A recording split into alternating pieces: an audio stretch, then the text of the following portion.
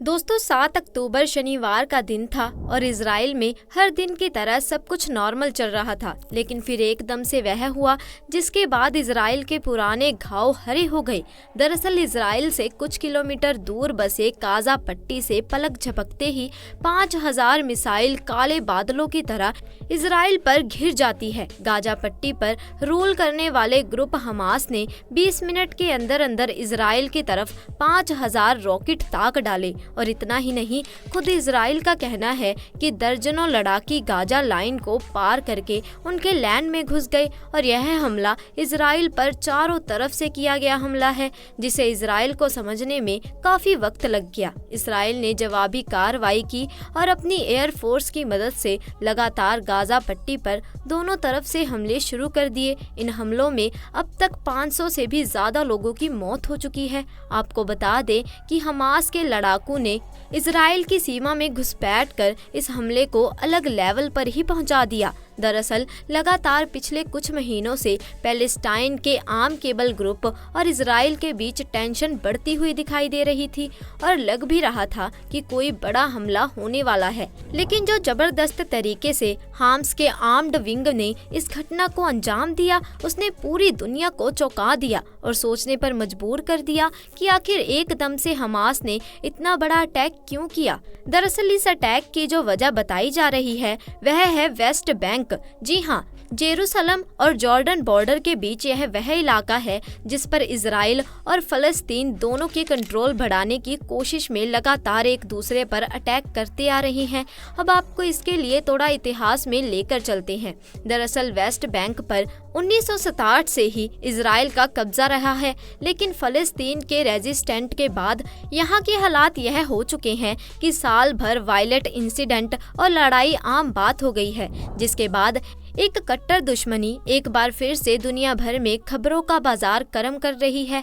लेकिन यहाँ पर एक सवाल यह भी खड़ा होता है कि भला हमास ने इसी दिन को क्यों चुना? Why Hamas attack on this religious day? दोस्तों, इजरायली खुफिया एजेंसी की तारीफ तो पूरी दुनिया करती है, लेकिन उसकी आंखों में भी धूल झोंकते हुए हमास ने हमले के लिए शाबाद यानी कि जूस के रिलीजियस दिन को जानबूझकर चुना, क्योंकि यह दिन इजरायली लोगों के लिए प्रार्थना और आराम फरमाने का होता है। और ऐसा ही उनके साथ योम किपुर में भी हुआ था। और हमास के हमले को देखा जाए तो यह काफी प्लान्ड अटैक था, जैसा कि हमने आपको बताया, और इस अटैक ने इजराइल की सुरक्षा एजेंसी पर कई सारे सवाल खड़े कर दिए हैं। खैर, इस अटैक के तुरंत बाद हमास ने एक वीडियो जारी करके यह बताया है कि उसने यह अटैक जेरूसलम के अल अक्सा मस्जिद पर पड़ते हुए खतरे को देखकर किया था। अब अल अक्सा मस्जिद के मसले के बारे में हम आपको वीडियो में आखिर में बताएंगे। सबसे पहले अब हमास के बारे में आपको बताते हैं कि आखिर यह हमास है क्या, जिसने इजराइल पर हमले की जिम्मेदारी ली है। हमास पैलेस्टाइन में काम करने वाला एक आम इस्लामिक एक्सट्रीमिस्ट ऑर्गेनाइजेशन है, जिसका पूरा नाम हरकत अल मुकावामा अल इस्लामिया है। हमास के ऊपर इजराइल में कई अटैक करने और हजारों लोगों के मौत के घाट उतारने का आरोप है। आज भी इजराइल में होने वाले हर एक हमले के पीछे इसी ऑर्गेनाइजेशन का हाथ बताया जाता है। हमास शुरुआत से ही इजराइल की एग्जिस्टेंस का प्रोटेस्ट करता रहा है। यह पूरे पैलेस्टाइन एरिया में इस्लामिक नेशन को इस्टेब्लिश करना चाहता है। आपको बता दें कि हमास का इस्टेब्लिशमेंट 1987 के मास मूवमेंट के दौरान शेख अहमद यासीन ने किया था। इसका मेन ऑब्जेक्ट इजरायली कब्जे से पैलेस्टाइन एरिया को छुड़ाकर इस्लामिक कंट्री की इस्टेब्लिशमेंट करना है। बेसिकली हमास दो ग्रुप्स में बटा हुआ है। पहले वह जो पॉलिटिकल यूनिट है और दूसरा आर्म्ड मिलिटेंट ग्रुप। अब अगर हम बात करें हमास के पॉलिटिकल यूनिट की, तो उसमें गाजा पट्टी और वेस्ट बैंक के इलाके में कई अस्पताल और स्कूल बनवाए हैं। इतना ही नहीं, हमास के पॉलिटिकल यूनिट यहाँ के लोगों के सोशल और रिलीजियस मामलों में काफी मदद करती है। दूसरी तरफ बात करें हमास की आर्म ग्रुप की,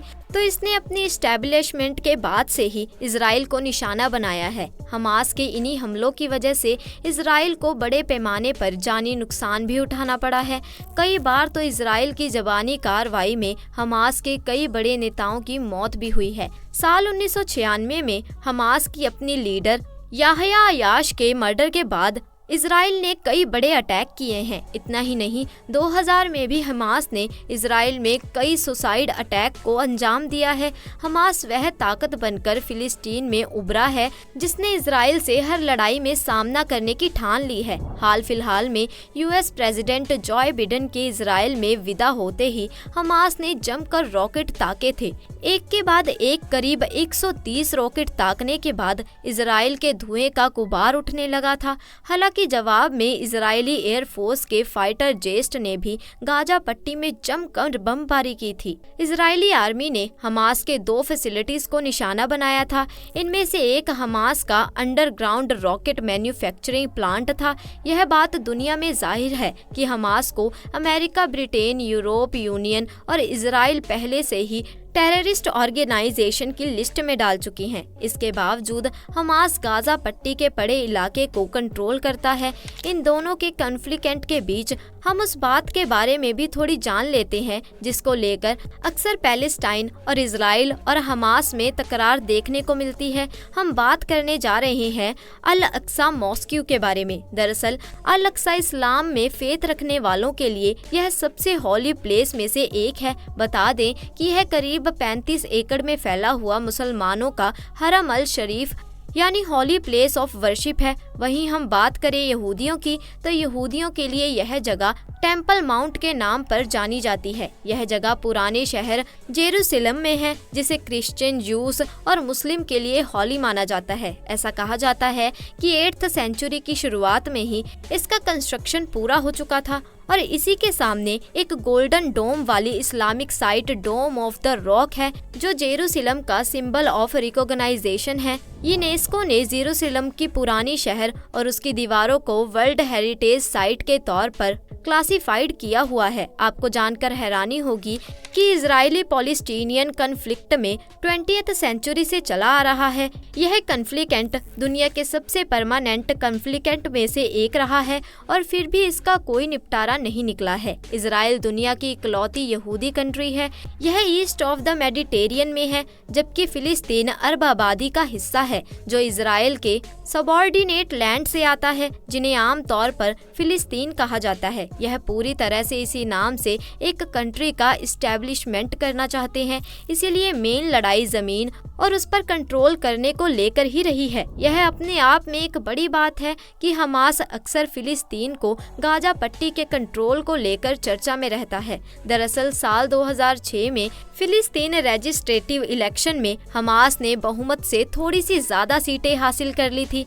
इस तरह उसकी वेस्ट बैंक और गाजा पर पकड़ मजबूत हो गई, लेकिन इसमें फिलिस्तीन अथॉरिटी से इजराइल संग की गई डील को मानने से इनकार कर दिया। इसके बाद फिलिस्तीन को वेस्टर्न कंट्रीज से मिलने वाली मदद रोक दी जाती है। वहीं पैलेस्टाइन लाइबराइजेशन ऑर्गेनाइजेशन यानी PLO और हमास के बीच तनाव बढ़ गया और इसका नतीजा ये हुआ कि हमास ने 2007 में गाजा पर अपना पूरा कब्जा कर लिया। तब से वह गाजा में अपनी सरकार चला रहा है। अब आप सोच रहे होंगे कि क्या इजरायली और हमास के बीच कभी पीस एग्रीमेंट नहीं हुआ? तो जानकारी के लिए आपको बता दें कि साल 2008 में दोनों के बीच एग्रीमेंट हुआ था, लेकिन यह ज्यादा दिन तक टिक नहीं पाया। साल 2014 के बाद से दोनों साइड्स के बीच कंट्रोवर्सी बढ़ने लगी और एयर स्ट्राइक्स में इजाफा होने लगा। इसके पीछे की वजह 3 इजरायली लड़कों की वेस्ट बैंक में डेड बॉडी मिलना बताई जा रही है। इजराइल ने हमास पर उनके मर्डर का आरोप लगाया था। दोस्तों, वीडियो के बीच में हमने शेख अहमद यासीन का जिक्र किया था, जो हमारे लिए जानना जरूरी हो जाता है कि आखिर शेख अहमद यासीन कौन थे। दरअसल 1973 में जब यासीन ने उल मुजमा अल इस्लामिया नाम से इस्लामिक सेंटर की स्थापना की, तब इजरायली सरकार ने उसे पूरी फंडिंग मुहैया कराई थी। इस बीच साल 1987 में उन्होंने हमास को दुनिया के सामने इंट्रोड्यूस करवाया। इसके बाद हमास की असलियत सामने आने लगी, क्योंकि यहीं से बगावत की शुरुआत की गई थी। 1 साल बाद जब हमास का चैप्टर सामने आया तो उसमें न सिर्फ इजराइल की बर्बादी की कसम खाई गई थी, बल्कि यहूदियों की सफाई का भी जिक्र किया गया था, लेकिन तब तक बहुत देर हो चुकी थी। 1999 में एक मौका ऐसा भी आया जब इजराइल ने शेख अहमद यासीन को गिरफ्तार कर उसे उम्र कैद की सजा सुना दी थी, लेकिन इसे भी जॉर्डन में हमास के दूसरे नेता खालिद मशाल के मर्डर की कोशिश नाकाम होने के बाद मोसाद के 2 एजेंट पकड़े जाते हैं। दोनों एजेंट को छोड़ने के एप्स में जॉर्डन ने यासीस को रिहा करने की मांग की, जिसके बाद इजराइल ने अपनी एजेंट की जान बचाने के लिए यासीन को रिहा करवा दिया। और अगर हम बात करें अब आज की, तो प्रेजेंट में हमास की कमान इस्माइल हानिया के हाथ में है। शुरुआत में हमास में डिसीजन लेने वाली सुप्रीम यूनिट शोर काउंसिल ने हानिया को 4 साल का नया टेन्योर दिया था। इस्माइल हानिया हमास के फाउंडर अहमद यासीन के फॉर्म कॉलीग हैं, क्योंकि यासीन की 2004 में इजरायली हवाई हमले में हत्या कर दी गई थी, जिसके बाद साल 2006 में पार्लियामेंट इलेक्शन जीतने के बाद इस्माइल हानिया को फिलिस्तीन के प्राइम मिनिस्टर के तौर पर अपॉइंट किया गया था। लेकिन 14 जून 2007 को फतेह और हमास के बीच जारी कॉन्फ्लिक्ट की वजह से राष्ट्रपति महमूद अब्बास ने हानिया को पद से बर्खास्त कर दिया है। दरअसल फतेह फिलिस्तीन की सबसे पुरानी पार्टी है और राष्ट्रपति महमूद अब्बास उसी पार्टी के नेता भी हैं। हानिया ने उस वक्त महबूब अब्बास के ऑर्डर को नहीं माना था। वह फिलिस्तीन सरकार से अलग होकर हमास के गाजा पट्टी लौट गए और खुद प्राइम मिनिस्टर के तौर पर काम करना जारी रखा। तो दोस्तों, आज के लिए बस इतना ही। आपका इसके बारे में क्या कहना है हमें कमेंट सेक्शन में आकर जरूर बताइए। साथ ही अगर आपको आज की वीडियो पसंद आई तो इसे लाइक कीजिए, शेयर कीजिए और चैनल को सब्सक्राइब कीजिए। धन्यवाद।